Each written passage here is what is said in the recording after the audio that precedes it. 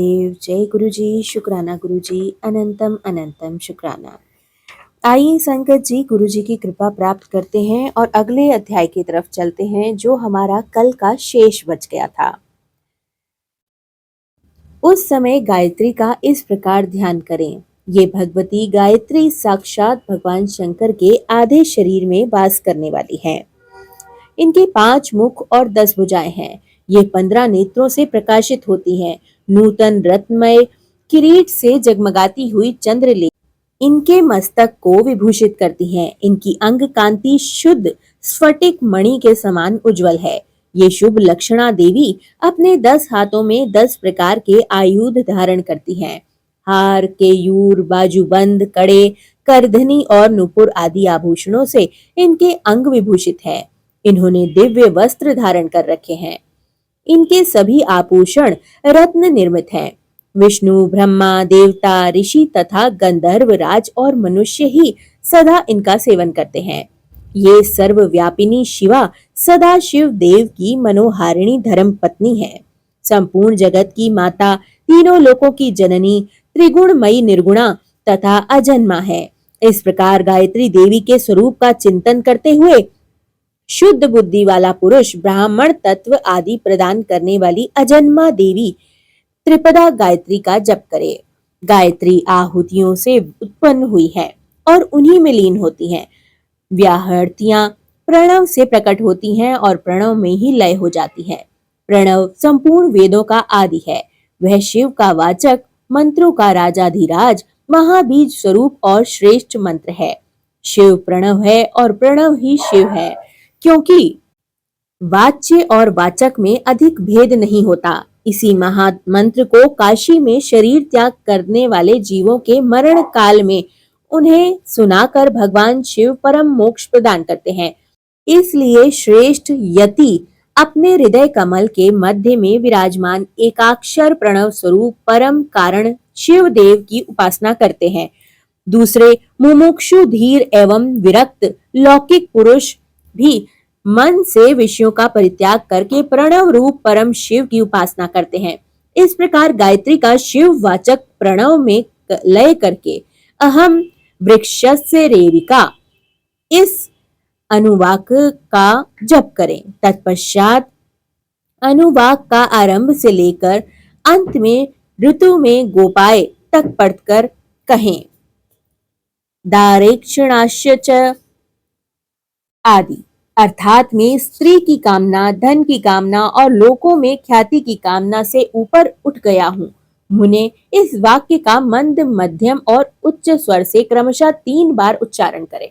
तत्पश्चात सृष्टि, स्थिति और लय के क्रम से पहले प्रणव मंत्र का उद्धार करके फिर क्रमशः इन वाक्यों का उच्चारण करें।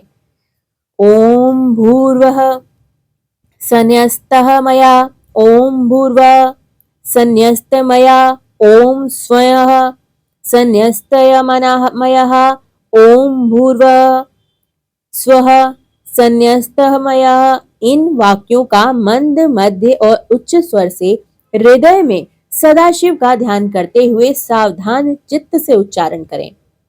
तदंतर अभयं सर्वभूतेभ्यो मतः स्वाहा, मेरी ओर से सब प्राणियों को अभय दान दिया जाता है। ऐसा कहते हुए पूर्व दिशा में एक अंजलि जल छोड़कर बैठें। इसके बाद शिखा के शेष बालों को हाथ में उखाड़ डालें और यज्ञोपवीत को निकालकर जल के साथ हाथ में लें। इस प्रकार कहें, ओम भूर्वः समुद्रः गच्छ स्वाहा। यूं कहकर उसका जल में ही होम कर दें। फिर ओम भूर्वः संन्यस्तमया, ओम भूर्वः भुवः संन्यस्तमया, ओम भू स्वः संन्यस्तमयः। इस प्रकार 3 प्रकार कहकर 3 बार जल को अभिमंत्रित करके उसका आचमन करें। फिर जलाशय के किनारे आकर वस्त्र और कटी सूत्र को भूमि पर त्याग दें तथा उत्तर और पूर्व की ओर मुंह करके 7 पद से कुछ अधिक चलें। कुछ दूर जाने पर आचार्य उनसे कहें, ठहरो ठहरो भगवान, लोक व्यवहार के लिए कौपीन और दंड स्वीकार करो। यूं कहकर आचार्य अपने हाथ से ही उसे कटी सूत्र और कौपीन देकर गेरुआ वस्त्र भी अर्पित करे। तत्पश्चात सन्यासी जब उससे अपने शरीर को ढककर 2 बार आचमन कर ले, तब आचार्य शिष्य से कहे, इंद्रस्य वज्रोऽसि, यह मंत्र बोलकर दंड ग्रहण करो। तब वह इस मंत्र को पढ़े और सखा मा गोपायोजः सुखा योऽसीन्द्रस्थ वजोऽसि त्राधन्य श्रम में भवा यत पापः तन्वीराय, इस मंत्र को उच्चारण करते हुए दंडक की भांति प्रार्थना करें और उसे हाथ में लेकर तत्पश्चात प्रणव और गायत्री का उच्चारण करके कमंडलु ग्रहण करें। तदंतर भगवान शिव के चरण विंदों का चिंतन करते हुए गुरु के निकट जाकर वह 3 बार पृथ्वी पर लौटकर दंडवत प्रणाम करे। उस समय वह अपने मन को पूर्णतया संयम में रखे, फिर धीरे से उठकर प्रेम पूर्वक अपने गुरु की ओर देखते हुए हाथ जोड़कर उनके चरण कमलों में के समीप खड़ा हो जाए। संध्यास दीक्षा विषयक कर्म आरंभ होने के पहले ही शुद्ध गोबर लेकर आंवले के बराबर उसके गोले बना ले और सूर्य की किरणों से ही उसे सुखाएं। फिर होम आदि प्रारंभ करके उन गोलों को होमाग्नि के बीच में डाल दे। होम समाप्त होने पर उन सबको संग्रह करके सुरक्षित रखे। तदंतर दंडकधारी के पश्चात गुरु विरजाग्नि जनित उस श्वेत भस्म को लेकर उसी को शिष्य के अंगों में लगाए अथवा उसे लगाने की आज्ञा दे। उसका क्रम इस प्रकार है। मंत्र से भस्म को अभिमंत्रित करके तदंतर ईशानादि 5 मंत्रों द्वारा उस भस्म को शिष्य के अंगों से स्पर्श कराकर उसे मस्तक से लेकर पैरों तक सर्वांग में लगाने के लिए दे दे। शिष्य उस भस्म को विधि पूर्वक हाथ में लेकर इन दोनों प्रकार से त्रयायुष्मन तथा त्र्यंबकम, इन दोनों मंत्रों को 3-3 बार पढ़ते हुए ललाट और अंगों को से क्रमशः त्रिपुंड धारण करे। तत्पश्चात श्रेष्ठ शिष्य अपने हृदय कमल में विराजमान उमा सहित भगवान शंकर का भक्ति युक्त चित्त से चिंतन और ध्यान करे। फिर गुरु शिष्य के मस्तक पर हाथ रखकर उसके दाहिने कान में ऋषि छंद और देवता सहित प्रणव का उपदेश दे।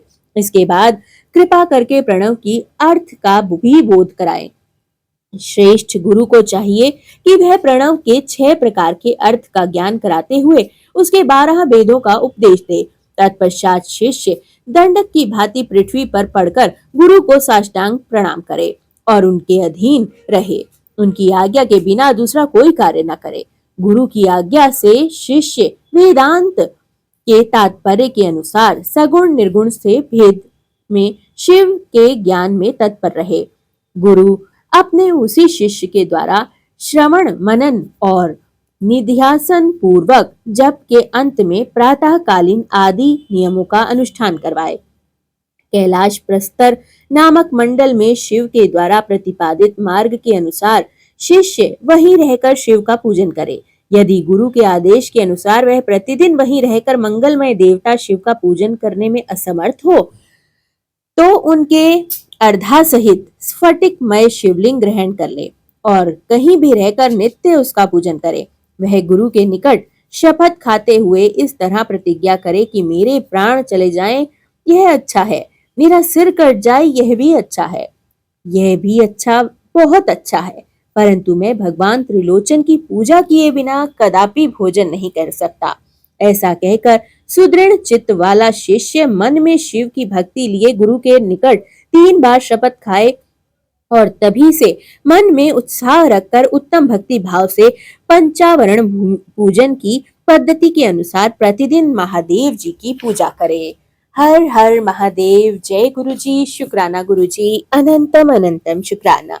सर्वदा भला मेरे गुरुजी। जय गुरुजी।